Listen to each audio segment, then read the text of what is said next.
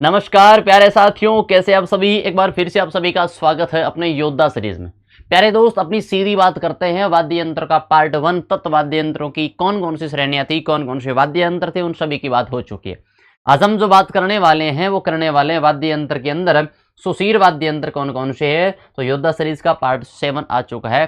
अब वाद्य यंत्र में अपनी बात करेंगे कौन सा भैया, सुशीर वाद्य यंत्र की श्रेणी में कौन कौन से वाद्य यंत्र आते हैं। सुशीर वाद्य यंत्र की श्रेणी में कौन कौन से वाद्य यंत्र आते हैं।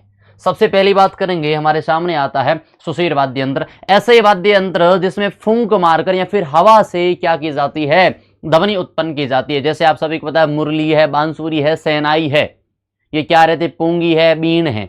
ये कौन से वाद्य यंत्रों की श्रेणी में आते हैं, सुशीर वाद्य यंत्रों की श्रेणी में आते हैं। अलगोजा है, बांसुरी है, शहनाई है, पुंगी है, शंख है, सिंगी है, बांकिया है, मशक, भंगल, सतारा, नागफणी, नड़, मोरचंग, करना, तुरई, मुरला और सुरनाई। ये क्या रहते हैं, ये वाद्य यंत्रों के नाम रहते हैं। सवाल पूछा जाता है कि निम्न में से कौन सा वाद्य यंत्र सुशीर वाद्य यंत्र की श्रेणी में नहीं आता है, तो इस प्रकार के सवालों से ध्यान रखना, सीधा हल कर सकते हैं। अगली बात करते हैं अपन मशक। प्यारे दोस्त, मशक जो है वो अलवर, भरतपुर, सवाई माधोपुर और जयपुर क्षेत्र के अंदर क्या है, प्रचलित है।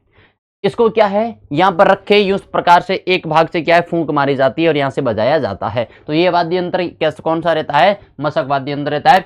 नाथों और जोगियों के द्वारा बजाया जाता है। इसके अंदर क्या है, प्रचलन में, नाथों और जोगियों का क्या है, प्रचलन में है। फिर काक में दबाकर, काक का मतलब होता है इस बाजू वाले भाग में, यहाँ पर दबाकर इस भाग से एक नली निकलती है, इस नली से क्या है, फूंक मारते हैं और यहाँ से क्या निकलती है, वॉइस निकलती है, अलग अलग ध्वनियां निकलती है। इसे बेग पाइपर भी कहते हैं, इसे बेग पाइपर भी कहते हैं। ये भैरू जी के भोपों का मुख्य वाद्य यंत्र है। जो भैरू जी के भोपे है ना, वो इस वाद्य यंत्र का प्रयोग क्या है, मुख्य रूप से प्रचलन में लाते हैं, मुख्य रूप से इसका प्रयोग करते हैं। और इसे बेग पाइपर भी कहते हैं। इसका दूसरा नाम क्या है, बेग पाइपर भी है, ये ध्यान रखना, बेग पाइपर। ये थोड़ा सा महत्वपूर्ण रहता है भाई, इस चीज का थोड़ा सा क्या करना, ध्यान रखना। अगली जो बात करते हैं, मोरचंग वाद्य यंत्र। देखो आपने देखा होगा, एक बार एक वीडियो वायरल हुआ था मोरचंग के अंदर। मतलब एक आदमी है जो क्या है, मुंह में जीभ होठों के बीच में रखे एक वाद्य यंत्र बजाता है। ध्यान रखना, होठों पर रखकर बजाया जाता है। मतलब ये धातु का, मेटल्स का बना होता है। इसके अंदर क्या निकलती है, वॉइस निकलती है, इसके ऊपर यूं हाथ घिसते हैं। फिर लंगा और आदिवासियों में प्रचलित है। और सबसे छोटा वाद्य यंत्र रहता है। सबसे छोटा क्या रहता है, वाद्य यंत्र की श्रेणी में सबसे छोटा वाद्य यंत्र होता है। दूसरा, इसको नाम क्या कहते हैं, ज्यूज हॉर्प भी कहते हैं। इसको क्या कहते हैं, ज्यूज हॉर्प भी कहते हैं, ये ध्यान रखना, ज्यूज हॉर्प भी कहते हैं। और ये होठों के बीच में रख के इस प्रकार से बजाया जाता है। होठों के बीच में रख दिया, फिर अपने इन दो भागों से, इन दोनों अंगुलियों से इस पर क्या है, ध्वनि निकाल ली जाती है। फिर अगली बात करते हैं सिंगा वाद्य यंत्र। इस प्रकार से बना है। सिंगा का मतलब आप सभी को पता है, जैसे बेलदार जो सींग होते हैं ना, उन सींगों का बना होता है, जिसका एक भाग छोटा होता है, दूसरा भाग मोटा होता है। छोटे वाले भाग से ध्वनि क्या है, अंदर दी जाती है, फूंक मारी जाती है, और आगे वाले भाग से क्या ध्वनि बाहर निकलती है, वो निकलती है। तो बेलदार सींगों की तरह का बना होता है। साधु भगवान का स्मरण के समय, युद्ध और युद्ध के समय प्रयोग करते हैं। आप सभी को पता है, युद्ध के समय एक वाद्य यंत्र बजाया जाता था। शुरुआत के अंदर जब सेनाएं आती थी और युद्ध के लिए प्रस्थान कर रहे थे, तो सेनाओं को ढोल, नगाड़ों और प्यारे दोस्त सिंगा वाद्य यंत्र के साथ में क्या है, युद्ध भूमि में भेजा जाता था। ये बातें ध्यान रखना। रणसिंगा भी कहा जाता है। रणसिंगा का मतलब होता है, रण का मतलब होता है युद्ध, रण का मतलब क्या होता है, युद्ध होता है। अगली बात करते हैं तुरही। तुरही वाद्य यंत्र आप सभी को पता है, इस प्रकार का बना हुआ होता है। इस भाग से क्या मारी जाती है, इस भाग से फूंक मारी जाती है, इस भाग से हवा डाली जाती है और इस भाग से ध्वनि निकलेगी। इस भाग से क्या है, ध्वनि निकलेगी, इस भाग से क्या है, ध्वनि बाहर की तरफ निकलेगी। पीतल का बना होता है। एक बात ध्यान रखना, किसका बना होता है, पीतल का बना होता है और चिलम की आकृति जैसा होता है। आप सभी को पता है, चिलम देखी होगी आपने, तो चिलम की आकृति जैसा होता है। मध्यकाल में युद्ध का वाद्य यंत्र माना जाता है। ये भी क्या है, मध्यकाल के अंदर आप सभी को पता है, राजा और महाराजाओं का युद्ध होते थे। प्राचीन समय तो होता है सिविलाइजेशन का, सभ्यताओं का समय है, धर्मों का समय, मध्यकाल युद्धों का समय, और मॉडर्न आ जाएगा, जो आधुनिक आ जाएगा, वो क्या हो जाएगा, अपने इतिहास में अपने को गुलामी की दास्ता से मुक्त करवाने का स्वतंत्रता संग्राम हो जाएगा। ये बातें ध्यान रखना। अगली बात करते हैं कर्णा। कर्णा वैसे एक भील का भी नाम है। तो तुरही से मिलता जुलता क्या है वाद्य यंत्र, तुरही से क्या है, मिलता जुलता उसके जैसा ही वाद्य यंत्र होता है। लेकिन एक बात मुख्य इसकी यही रहती है कि राज दरबार में बजाते। राज दरबार का मतलब होता है राजा के दरबार के अंदर बजाया जाता था तुरही। और दूसरी बात क्या हो, ये सबसे लंबा वाद्य यंत्र, मतलब लंबाई इसकी बड़ी है, लंबाई के अंदर ये क्या है, बड़ा है। बाकी एक वाद्य यंत्र मोटा बड़ा है वाद्य यंत्र पूछ ले तो अलग है, और छोटा पूछे तो मैंने आपको तुरंत बता ही दिया था। ये बातें ध्यान रखना। अगला है नागफणी। नागफणी का मतलब होता है नाग की आकृति जैसा, नाग के फन की आकृति जैसा। देख लो भैया, पीतल की पतली चादर से बना है। ये क्या है, इस भाग से क्या है, फूंक मारी जाती है, इस भाग से फूंक मारी जाती है, और इस भाग से क्या है, ध्वनि निकलती है, इस भाग से ध्वनि निकलती है, इस बात का ध्यान रखना। और नाग के फन की आकृति जैसा होता है मेरे दोस्त, नाग की फन की आकृति जैसा होता है। और सर्पाकार आकृति मतलब क्या है, नागफणी कहलाता है। सर्पाकार आकृति के कारण इसे नागफणी कहते हैं। साधुओं की मंडलियों का वाद्य यंत्र है। साधु इसका, साधु और सन्यासी है वो, उनकी जो मंडली होती है, मंडली का मतलब होता है झुंड होता है, वो सर्वाधिक इसका क्या करते हैं, प्रयोग करते हैं। आगे बात समझ में, चलो भैया। बांकिया, आपने सुना होगा, ढोल बाजे चंग बाजे और बाजे बांकियो, और मेघ मौसम के सर को काट के किले पर टांकियो। कहने का मतलब क्या है, ये जो बांकिया एक वाद्य यंत्र है, पीतल का बना है, वर्गाकार आकृति का होने का निश्चय बांकिया कहते हैं। ये देखो, ये इस प्रकार की आकृति होने का निश्चय क्या कहते हैं, बांकिया कहते हैं। मांगलिक अवसर पर सरगड़ा जाति के द्वारा बजाया जाता है। अवसर पूछे तो मांगलिक अवसरों पर सरगड़ा जाति के द्वारा मुख्यतः बजाया जाता है। सरगड़ा जाति के द्वारा मुख्यतः क्या है भैया, बजाया जाता है। और इस प्रकार की आकृति को, आकृति देख के आपको एक आइडिया लग सकता है भैया इस प्रकार के वाद्य यंत्र है। आगे बात समझ में।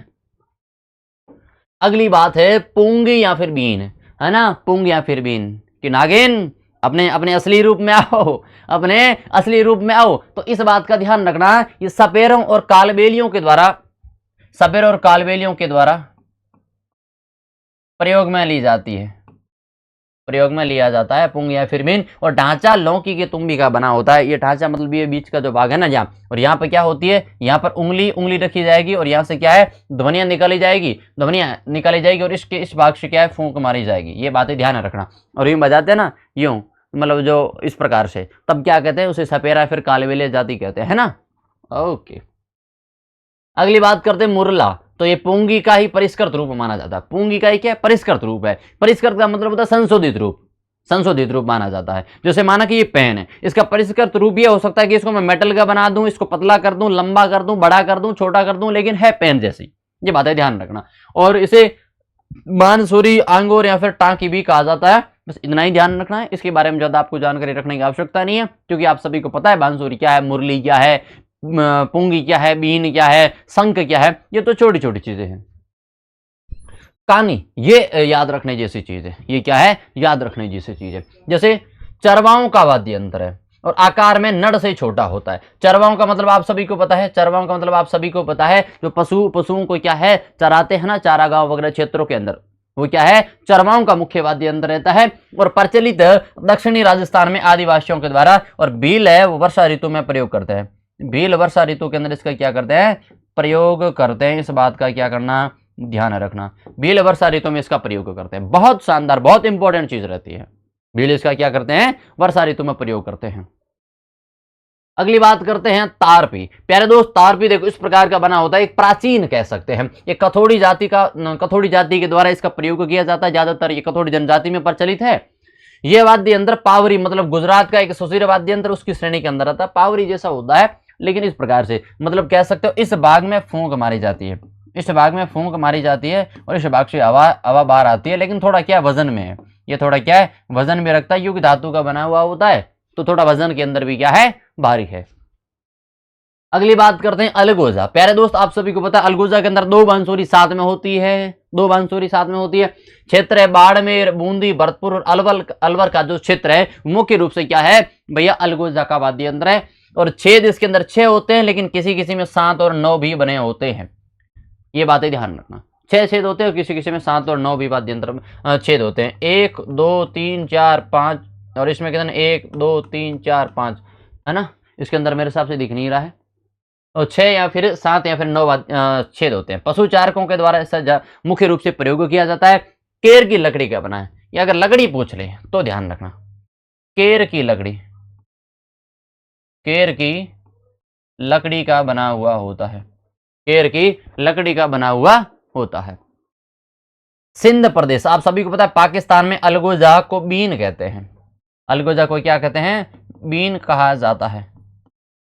सिंध प्रदेश में अलगोजा को बीन कहा जाता है। और प्रसिद्ध कलाकार है पदमपुरा जयपुर के रामनाथ चौधरी, जो नाक से अलगोजा बजाते थे। इतना इंपॉर्टेंट सवाल रहता है, इतना इंपॉर्टेंट सवाल रहता है। एक बात का ध्यान रख लेना, 1 2 3 1 2 3,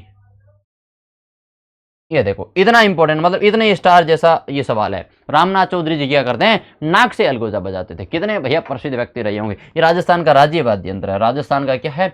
अलगोजा राजस्थान का क्या है भैया? राज्य वाद्य यंत्र है, राज्य वाद्य यंत्र। अगली बात करते हैं सतारा। प्यारे दोस्त, आप सभी को पता है अलगोजा, शहनाई और बांसुरी का सम्मिलित रूप क्या कहलाता है? सतारा कहलाता है। इस बात का थोड़ा सा ध्यान रखना। किसके? इसका अलगोजा, शहनाई और बांसुरी का सम्मिलित रूप। फिर दो बांसुरियों का क्या होता है? ये युग्म होता है। ये क्या होता है? ये दो बांसुरियों का युग्म होता है। और दोनों बांसुरी बराबर होती है, उसे पावा जोड़ी कहते हैं। दोनों बांसुरी अगर बराबर है तो पावा जोड़ी है, लेकिन अगर दोनों बांसुरी छोटी और बड़ी है तो उसे डोडा जोड़ी कहते हैं। ये बातें ध्यान रखना। दोनों बराबर पावा जोड़ी, छोटी बड़ी डोडा जोड़ी। जैसलमेर के भाट तथा मरु प्रदेश के चरवाओं का मुख्य वाद्य यंत्र है। जैसलमेर के भाट और भैया चरवाओं का मुख्य वाद्य यंत्र रहता है मरु प्रदेश के। टोटो, नफीर या फिर सुंदरी भी कहा जाता है। ये बातें ध्यान रखना। टोटो, नफीरी या फिर सुंदरी भी कहा जाता है। इस प्रकार का बना हुआ होता है। शहनाई आप सभी को पता है, शहनाई आप सभी को पता है, आपने बहुत बार शादियों वगैरह में देखिए। सर्वश्रेष्ठ सुशील वाद्य यंत्र है और चिलम के आकार का होता है। 8 छेद होते हैं। बजाते समय हमेशा मुंह में सांस रखनी पड़ती है, इसलिए वादक नाक से क्या है? श्वास लेता है और मांगलिक अवसर पर यह मुख्य रूप से बजाया जाता है। इस भाग से फूंक मारी जाएगी, इस भाग से फूंक आवाज क्या है? निकलेगी। और जब बजाते हैं तो आदमी को इस प्रकार से सांस ली जाती है। मतलब क्या है? सांस अंदर भरेगा, मुंह रख दी, फिर फूंक मारेगा, फिर नाक से सांस लेगा। ये बातें ध्यान रखना। अगली बात है पावरी। ये प्रदेश पूछे तो वागड़ है। प्रचलित कथोड़ी और भील जनजाति में। देखने में एक खड़ी कमान, फिर अंग्रेजी में सी अक्षर जैसा लगता है। अंग्रेजी का सी जैसा लग रहा है कि नहीं लग रहा? उल्टा सी है ना, उल्टा सी लग रहा है। ये बातें ध्यान रखना। फिर प्यारे दोस्त, आपको ट्रिक याद करनी है। याद करने का तरीका क्या है? तो मैंने आपके लिए एक तरीका भी रखा है कि पाबू बाबा ने मोना एवं सीता से कहा कि अब तुम घर में घुसकर मुंह सू बीन बजाओ। ये एक ट्रिक है। बीन से याद आ जाएगा भैया कौन से सुशील वाद्य यंत्र है। बाकी उनके नाम से आपको पता लग जाएगा कौन कौन सा वाद्य यंत्र है। एक बार इस ट्रिक को जरूर देख लेना ताकि कुछ चीजें समझ में आ जाए। फिर होमवर्क आपका भाई, मैं यहां वापस लिखूंगा आपका भाई आपको एक HW काम दे रहा है। HW काम दे रहा है, उसका जवाब देना आपका क्या है? काम बनता है, आपका फर्ज बनता है। सवाल क्या पूछा? सवाल क्या है? जब कौन से सुशील वाद्य यंत्र नहीं है, कौन सा सुशील वाद्य यंत्र की श्रेणी में नहीं आता है, मुझे बता देंगे। सुरनई, अलगोजा, नागफणी या फिर कमायचा, इनमें से कौन कौन से क्या है भैया सुशील वाद्य यंत्र की श्रेणी में नहीं आते? केवल 4, 2 3 4, 1 3 और 3 और 4। प्यारे भाई साहब को तो बात पता नहीं है, इनको तो समझ में आई नहीं। अब आपको समझ में कैसा आया ये कमेंट बॉक्स में जरूर बताना। इस सवाल का आंसर कमेंट बॉक्स में जरूर देना। मिलते हैं नए एपिसोड के अंदर अपने घन और अवनत वाद्य यंत्रों के साथ में। तब तक के लिए मैं आपका भाई पंकज बिश्नोई आप सभी को राम राम, खम्मा गणी, जय श्री राम, राधे राधे, जय हिंद, जय भारत।